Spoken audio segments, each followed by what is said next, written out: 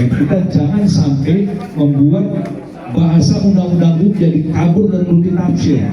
Ya, jadi kesederhanaan redaksi bahasa di dalam Undang-Undang Dasar 45 itu memiliki makna filosofi yang sangat luar biasa. Jadi kita kembali kepada aslinya. Terima kasih. Merupakan karya manusia yang tidak terlepas dari kekurangan dan kelemahannya. Itu yang pertama. Yang kedua, ini terbukti dalam praktek kehidupan ketatanegaraan kita. Tujuan negara kita ini semakin jauh, semakin tidak bisa diwujudkan dalam upaya pemberian perlindungan jaminan hak asasi, peningkatan kesejahteraan rakyat, ya, dan penyelenggaraan pemerintahan yang demokratis. Semua itu ini akibat daripada Undang-Undang Dasar 2002. Karena itulah baik dalam konteks konstitusionalitas maupun landasan filosofis, sosiologis yang tadi dikemukakan oleh Pak Dr. Isanuddin, itu betul-betul sangat fundamental dalam pemikirannya. Ini bukan acak-acakan mau kembali Undang-Undang Dasar yang notabene banyak orang keberatan. Kalau yang demikian itu tadi sudah pasti kehilangan ya komitmen kebangsawanannya sebagai bangsa yang nasional. Saya kira itu. Terima kasih dari saya. Pertanyaan pertama tadi, setelah ini ngapain? Presiden Konstitusi melanjutkan pembahasan perubahan Undang-Undang Dasar 45. Kami sudah membahas, tadi pertanyaan wartawan Anda, kami sudah membahas kurang lebih dari 36 pasal yang ada di Undang-Undang 45. Kami sudah membahas kurang lebih 6 pasal. Dan tapi yang kami bahas 6 pasal pertama adalah 6 pasal-pasal inti. Misalnya pasal 1, pasal 2, pasal 3, lalu berkaitan dengan pasal 33, itu kami sudah bahas. Bahkan kami sudah mencoba menyempurnakan tanpa kemudian mengubah hasilnya. Kami sudah sampai di situ. Yang kedua, tidak lanjutnya ngapain?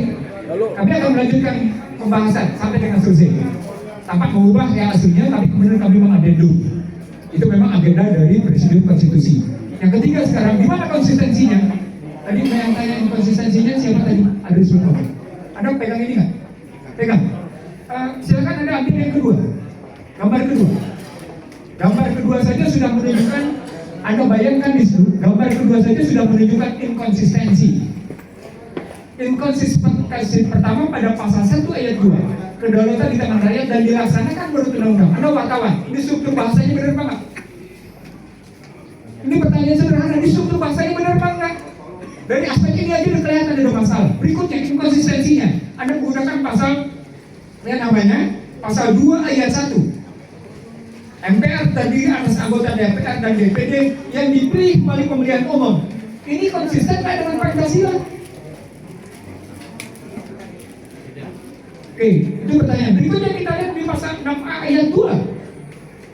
Pasangan calon presiden dan calon wakil presiden diusulkan oleh partai politik atau gabungan partai politik peserta pemilihan umum sebelum pelaksanaan pemilihan umum. Anda tinggal lihat bagan ini, bagan terakhir ini.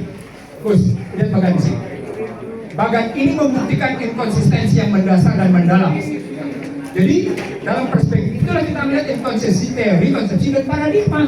Sebagaimana temuan Komisi Konstitusi. Temuan lebih lanjutnya adalah bagaimana kami melihat demokrasi ekonomi yang dianut dalam pasal 33 ayat 4 tidak cocok dengan pasal 33 ayat 1, 2, dan 3. Inkonsisten dia.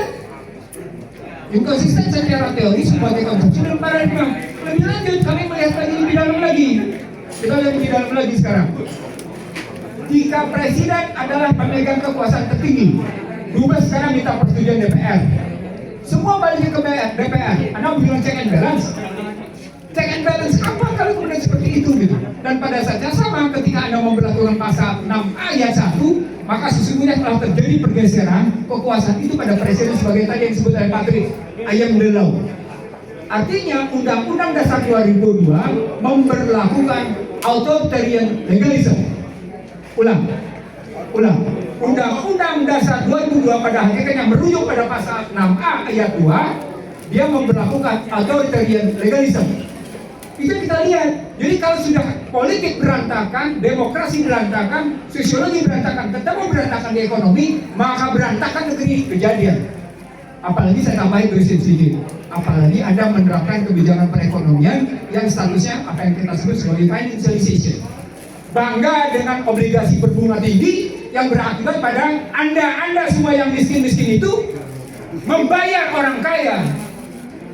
Itu financialization. Itu akibat pasal 33 ayat 4. Itu akibat pemerintah tidak berpihak kepada rakyat. Nah, lebih lanjut, kita ubah.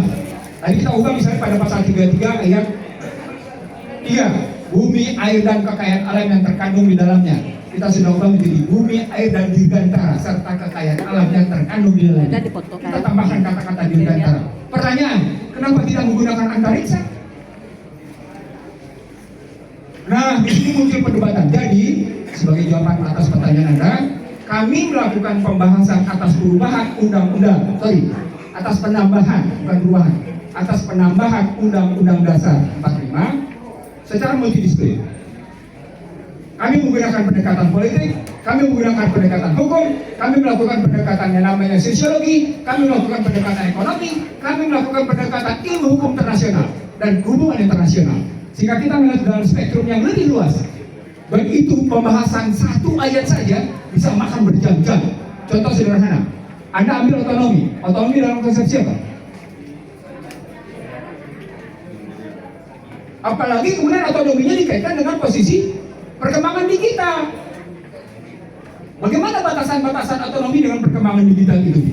Nah, itu yang mesti kita antisipasi dan itu kita rumuskan secara baik, secara mendalam. Bagaimana jawaban atas posisi Undang-Undang 45 sesungguhnya setelah memberi petunjuk dan perkembangan zaman harus kita adopsi dan kita adaptasi. Baik, masih ada lagi?